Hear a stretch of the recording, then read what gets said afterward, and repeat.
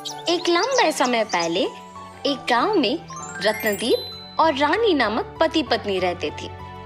रत्नदीप खुद के होटल में डोसा तैयार करके बेचता था।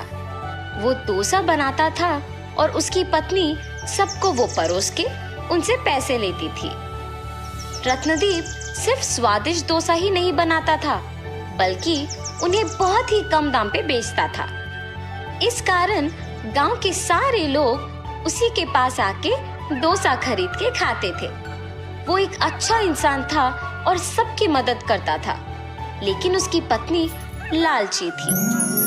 उस गांव में उसके हाथ का अंडा डोसा बहुत प्रसिद्ध था, क्योंकि उसकी ही तरह और कोई अंडा डोसा नहीं बना पाता था।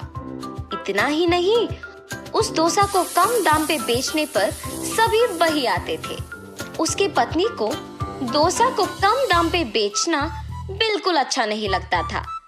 इतना ही नहीं, गांव में कोई भी उसके पति की तरह डोसा नहीं बना पाएगा, इस बात का उसे बहुत गर्व था। एक दिन जब रत्नदीप डोसा बना रहा था, उसे कुछ दूरी में एक बूढ़ा आदमी बैठे हुए और कामते हुए दिखाई देता है। अरे रे, दिखने में बहुत बूढ़ा है, पता नहीं कि उन्होंने कुछ खाया भी। ऐसे सोचकर उनके पास जाता है। भाई साहब, आप यहाँ क्या कर रहे हो? बेटा, चलने की ताकत नहीं होने के कारण यहाँ थोड़ी देर रुक के जाने के लिए बैठा हूँ। आपको देख के लग रहा है कि आपने शायद कुछ नहीं खाया। मेरे साथ आइए, बगल में ही मेरा होटल है, कुछ खा के जाइए। मगर मेरे पास पैसे नहीं है बेटा। पैसे देने की कोई जरूरत नहीं है, होटल मेरा ही है, आप बस मेरे साथ आओ। ऐसे कहके उस बूढ़े आदमी को उसके साथ अपने होटल लेके बिठाता है। वो गरम गरम डोसा बना के उसके पत्नी को उनको परोसने के लिए कहता है। उसकी पत्नी को वो करना अच्छा नहीं लगने के बावजूद उस बूढ़े आदमी को डोसा परोसती है। भूखा रहने के कारण वो बूढ़ा आदमी डोसा को जल्दी जल्दी खा लेता है। उस आदमी को ऐसे खाते हुए देख रत्नदीप उसके लिए पानी लेके आता है। मेरे भूखे पेट को तुमने भरा है, इसके बदले में मैं मेरे पास की छोटा सा तोहफा तुम्हें देना चाहता हूँ बेटा।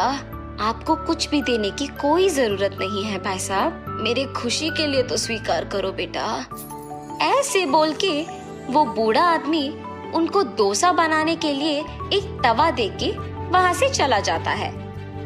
उस आदमी के जाने के बाद उसकी पत्नी उसके पास आकर कहती है, क्यों जी, पहले तो आप सबको कम दाम में डोसा बेच रहे हैं और ऊपर से आप रास्ते में जाते हुए अनजान लोगों को बुला के उन्हें मुफ्त में खिला के भेज रहे हो।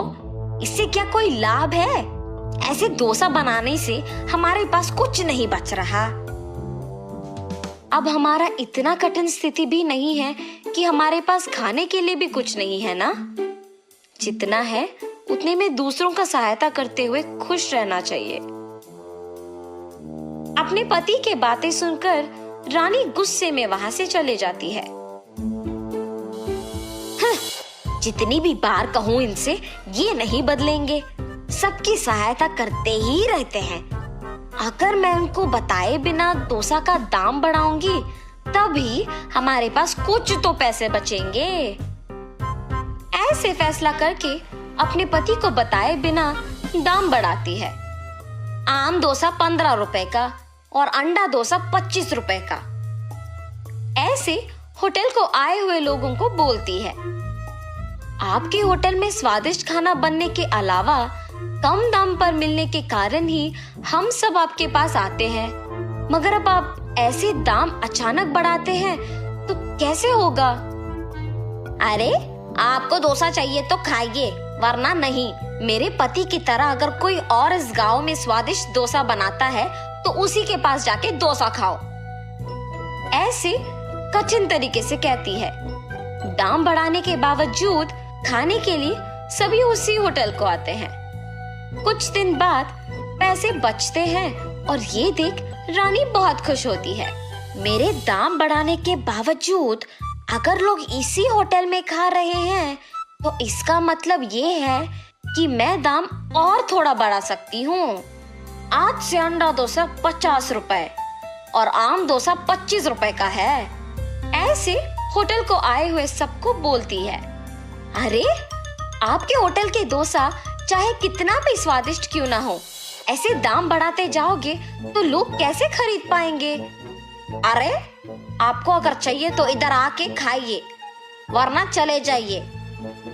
ऐसे अभिमानी स्वभाव से कहने के कारण वो आदमी उसके सामने से ही दूसरे होटल को चला जाता है। उसको देख बाकी लोग भी चले जाते हैं। तब से सब उनके होटल को आना ही बंद कर देते हैं। रानी, क्या हुआ? कुछ दिनों से कोई भी होटल को नहीं आ रहा। हमारे जैसे और दूसरा कोई भी डोसा नहीं बना सकेगा, इसीलिए कभी ना कभी उन सबको लौट के आना ही पड़ेगा। मेरी पत्नी की लालच के बारे में तो मुझे पता ही है। या तो उसने होटल को आए हुए लोगों को कुछ कहा होगा, या फिर क्या मुझे बताए बिना उसने दाम बढ़ा दिया होगा। ऐसे सोच के कुछ नहीं कहता है और वहां से चला जाता है। ऐसे बहुत दिन बीतने के बाद सभी उसके होटल के बजाय उसके सामने के होटल को जाते हैं। मेरे लालची स्वभाव के वजह से ही मैंने दाम बहुत ज्यादा बढ़ा दिया और अभी सारे लोग हमारे होटल के बजाय सामने वाले होटल को जा रहे हैं। ऐसे सोचकर दुखी होती है। उसको ऐसे दुखी देख उसका पति उसके पास आकर पूछता है, कम से कम अब तो सच बोलो, लोग हमारे होटल क्यों नहीं आ रहे हैं? ऐसे पूछने पर रानी अपने पति को सब सच बता देती है। देखा तुमने, तुम्हारे लालच की वजह से हमें क्या भुगतना पड़ रहा है। कम से कम तुम्हारा स्वभाव अब बदलो और हमेशा की तरह वही दाम लगाओ, तभी हमारे पास सारे ग्राहक आ जाएंगे। आइंदा मैं ऐसे कभी नहीं करूंगी। अब सब आप ही की मर्जी। रत्नदीप अगले दिन से उसी दाम पे डोसा बना के बेचने लगता है। आम डोसा सिर्फ 10 रुपए का और अंडा डोसा सिर्फ 15 रुपए का। ऐसे जोर जोर से चिल्लाने पर उसके सारे ग्राहक सामने के होटल से उसके होटल वापस आ जाते हैं। ऐसे कुछ ही दिनों में वापस होटल भीड़ित रहने के कारण डोसा बनाने में देर लगता है। इसीलिए रत्नदीप फैसला करता है कि एक और तवा खरीदने की आवश्यकता है। अरे हाँ, उस बूढ़े आदमी का दिया हुआ तवा तो है ही। ऐसे सोच के अंदर जाके उस तवे को बाहर लेके आता है। उसमें एक डोसा बनाते ही वो एक डोसा बहुत सारा डोसा बन जाता है और ये देख वो आश्चर्यचकित रह जाता है। हाँ, ये क्या माया है? रानी, रानी, एक बार इधर आओ। हाँ जी, क्या हुआ? ये देखो तो सही। ऐसे उसके भी सामने उस तवे पे डोसा बनाता है और तुरंत वो कई डोसा बन जाना देख वो भी दंग रह जाती है। ये कौन सा जादू है जी? एक डोसा कई डोसा में बदल रही है। तुम्हें वो बूढ़ा आदमी याद है? उसी का दिया हुआ तवा है ये। और तुमने उस दिन उनको डोसा मुफ्त में देने के कारण गुस्सा किया था। ये सब आपकी सहायता करने की वजह से ही मुमकिन हुआ है जी। ऐसे उस दिन से अंडा डोसा को कम दाम पे बेच के बचे हुए डोसा को लोगों को मुफ्त में दे के पति पत्नी दोनों खुशी से जीने लगते हैं।